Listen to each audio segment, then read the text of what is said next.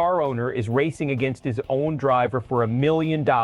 And right now he's winning by exactly 1 point. That's not a hypothetical. That's the actual situation in the NASCAR Cup Series tonight. And it just got a lot messier after a Sonoma wreck that has half the internet convinced foul play was involved. Here's the breakdown in plain terms. Denny Hamlin got spun out on lap 64 at Sonoma. He recovered to finish 26th. Tyler Reddick, who had been the man to beat all season, lost power steering, sped 5 laps buried in the garage, and limped home 36th. The result: Hamlin now sits atop the regular season point standings by a single point over Reddick. Add in a separate viral flashpoint, a Cody Ware and Gragson blowup that ended in a bumper-to-bumper spin. And a huge scheduling story, the Cup Series is headed back to Chicagoland Speedway for the first time in 7 years. That's the surface. Now let's get into why it actually matters. To understand why Sonoma turned into a storyline instead of just a race result, you need to know what was at stake before a single lap was run. Reddick had been the class of the field in recent weeks. Hamlin, meanwhile, wears 2 hats. He's a driver competing for wins, and he's a co-owner of 23XI Racing, which means part of his job is literally rooting for his own teammate to succeed. Except when the regular season title and a 7-figure bonus are on the line, ownership loyalty and driver ambition start pulling in opposite directions. That tension is why a single spin at Sonoma didn't just cost Hamlin track position. It briefly looked like it might cost him the points lead entirely before Reddick's mechanical failure flipped the whole equation.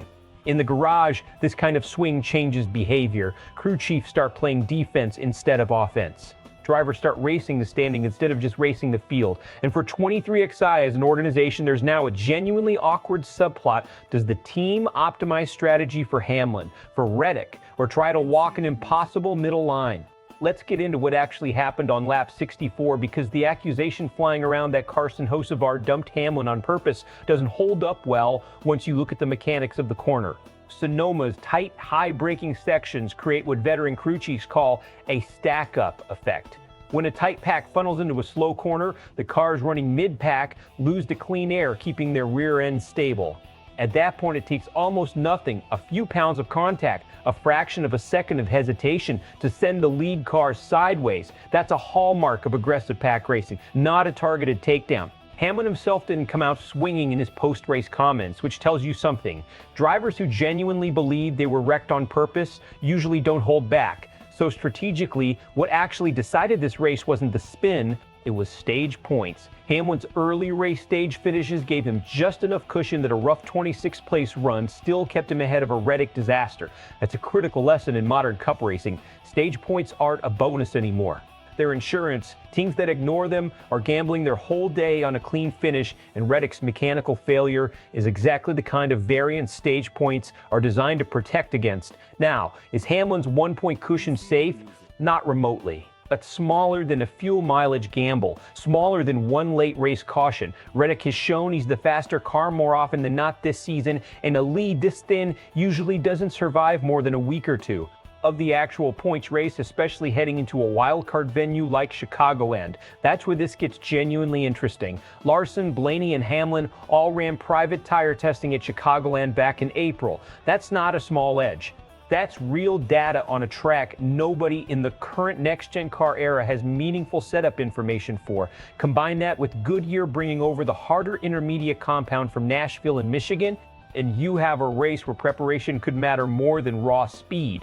If Hamlin's team leveraged that test session well, his 1-point lead could actually be safer than it looks on paper. The reaction online is split down the middle, and both sides have a case. One camp is furious at Hocevar, pointing to the optics of a rookie sending a points leader into the dirt and assuming intent. The other camp, including a lot of former Cup drivers weighing in, is defending the move as standard hard racing in a pack that dents. The Ware-Gragson situation is drawing an even sharper divide. Some fans see Gragson's retaliation as overkill for a radio rant. Others see it as exactly the kind of message sending that keeps drivers from being run over on a weekly basis in a field as competitive. Best case for Hamlin, the Chicagoland tire data from that April test translates directly into a setup advantage. Hamlin extends his cushion, 23XI has an awkward but manageable in-house rivalry, and the regular season race turns into genuine theater heading into the summer stretch. Worst case for Hamlin, Reddick, still statistically the faster car in recent weeks, erases the 1-point gap in the very first stage at Chicagoland. Combine that with more contact-heavy racing. From the Hocevar and Gragson storylines bleeding into the next event, and Hamlin could be defending both his points lead and his patience at the same time. So here's the real question heading into Chicagoland. Does Data win this one, or does Raw Speed? Drop your prediction in the comments. Hamlin holding on, or Reddick taking the points lead back in the first stage? And if you're on Team Ware or Team Gragson after that Sonoma dust-up, say so below, because the comment section on this one is going to be a fight. If breakdowns like this are what you come here for, get subscribed so you don't miss the Chicagoland coverage. This points battle is about to get a lot louder.